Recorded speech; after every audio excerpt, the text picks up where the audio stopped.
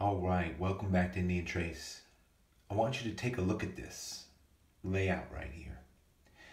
Yesterday I found one of these points that you're looking at, and it continued to stir curiosity. So this is going to be a real pick your brain type of experience because as you can see, as I go over these groups, there is a stark contrast.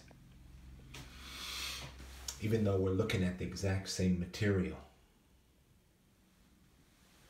there is a real stark contrast as we go around here in these points. It is Rhyolite, North Carolina Rhyolite.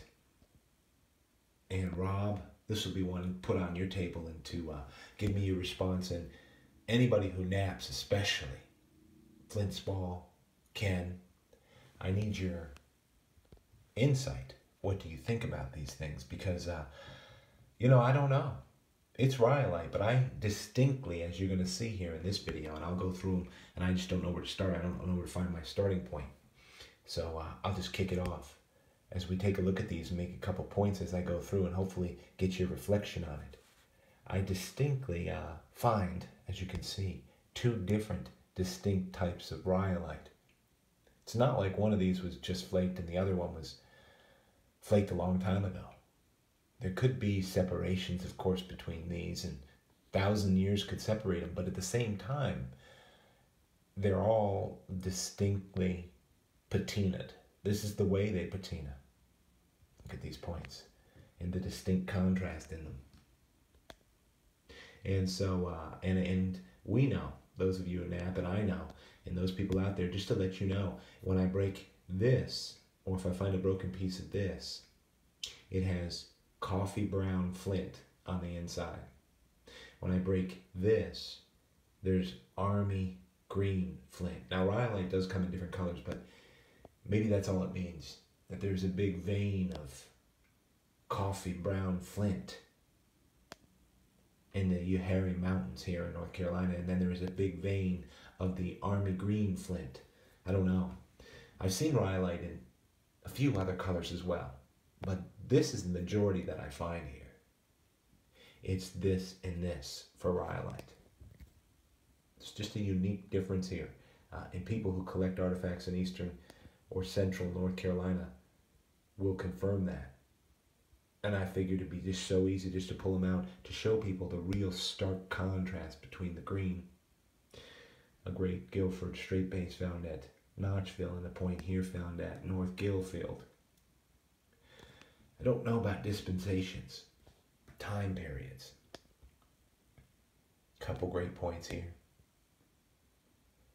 But I do know that there's a real stark contrast. In my box, I would say in terms of finds, it goes 80% for the green and 20% for the tan Rhyolite. It's fairly common, it might be 25, might be 75, 25, but it's very distinct. It has the exact same characteristics, and here's something for the nappers. One thing I do not understand is that the green that we're looking at, some great pieces, look at the contrast.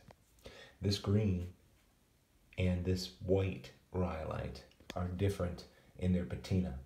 This green right here will absorb oils and is definitely not as resistant to water as the whites and the whites.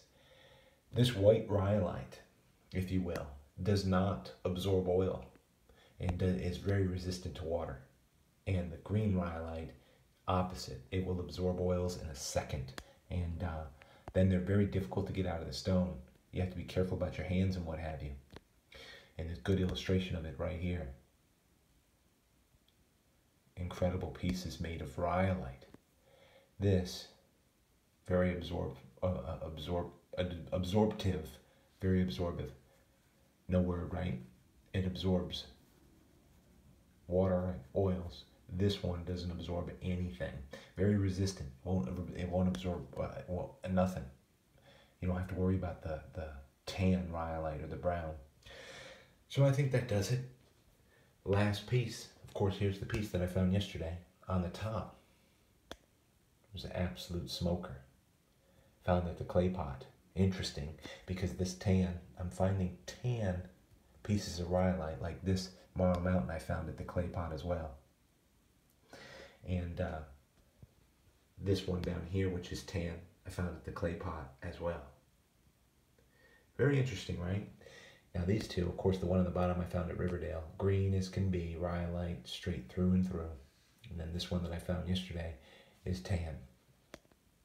What a contrast though, right? So what do you think about that? I'm very curious for those of you who break rocks open, who understand rocks. It might mean something that I'm missing. It might mean something about time periods. I don't know. I just probably think it means there are two main veins of rock supply. One was coffee brown, dark brown, and the other was dark army green. It could be that simple. I don't really think it has to do with age, meaning I don't think if this ages more and more, patina's more and more, it'll go any closer to a lighter tan. Don't think that happens. But for what it's worth, you guys know a whole lot more than me. So it was a really cool layout that I could do real simple. I mean, look at that. Look at the contrast. Just wild, isn't it? Distinct rhyolite. Tell me what you know, if you know anything. It's just a really interesting perspective. I don't think it has to do with time periods, but I guess one never knows. And as always, I hope you find out there.